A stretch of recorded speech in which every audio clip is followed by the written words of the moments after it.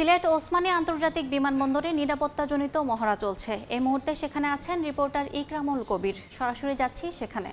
ওসমানী আন্তর্জাতিক বিমানবন্দরে একটি অবতরণকারী বিমানে আগুন লেগে যায় এবং আগুন লেগে যাওয়ার পর উদ্ধারকারীরা সেই আগুন নিবারণের কাজে নিয়োজিত রয়েছে। এটি কিন্তু একটি মহড়া। এই মহড়া দৃশ্যটি পূর্ণাঙ্গ অগ্নি নির্বাপক মহড়া 2025 এবং এই মহড়ার মধ্য দিয়ে যে আন্তর্জাতিক বেসামরিক বিমান চলাচল সংস্থার যে এই নির্দেশিকা অনুযায়ী বিমানে আগুন লাগলে বা কোনো বিমানে দুর্ঘটনায় পতিত হলে তা কিভাবে ব্যবস্থাপনায় আগুন নিবানো হয়, কিভাবে যারা বিমানে ছিল যাত্রী তাদেরকে কিভাবে উদ্ধার করা হয়, বিমানে যাত্রীদেরকে নিরাপদ স্থানে কিভাবে নিয়ে যাওয়া হয়, তারই একটি মহড়ার এই দৃশ্য আপনারা দেখতে পাচ্ছেন। এবং এই মহড়াটি প্রতি বছর এই সময়টিতে হয়ে থাকে এবং কিছু সময় আগেই মহড়া বেসামরিক বিমান চলাচল কর্তৃপক্ষের ঊর্ধ্বতন কর্মকর্তারা এবং সবকিছু মিলিয়ে বলা যায় এখন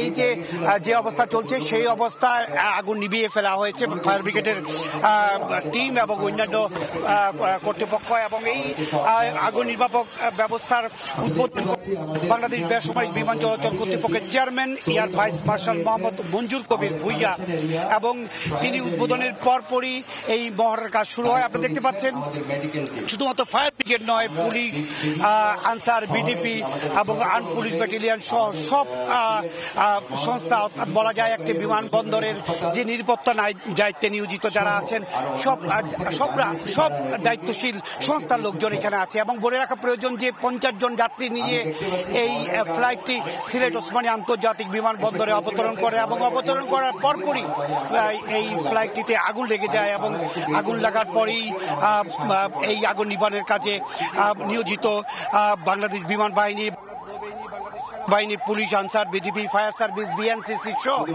বিভিন্ন যে সংস্থাগুলো আছে, বিভিন্ন সংস্থা তাদের পক্ষ থেকে আগুন নির্বাপন ব্যবস্থায় নিয়োজিত হয়েছে। এবং যারা আহত হয়েছেন, যারা নিহত হয়েছেন তাদেরকে উদ্ধার করে কাছাকাছি নিয়ে যাওয়া হবে এবং স্থানীয় হাসপাতালে নিয়ে যাওয়া হবে। সবকিছু মিলে যে আয়োজনটা করা হয়েছে সেই আয়োজনটা ছিল একটি মহড়া।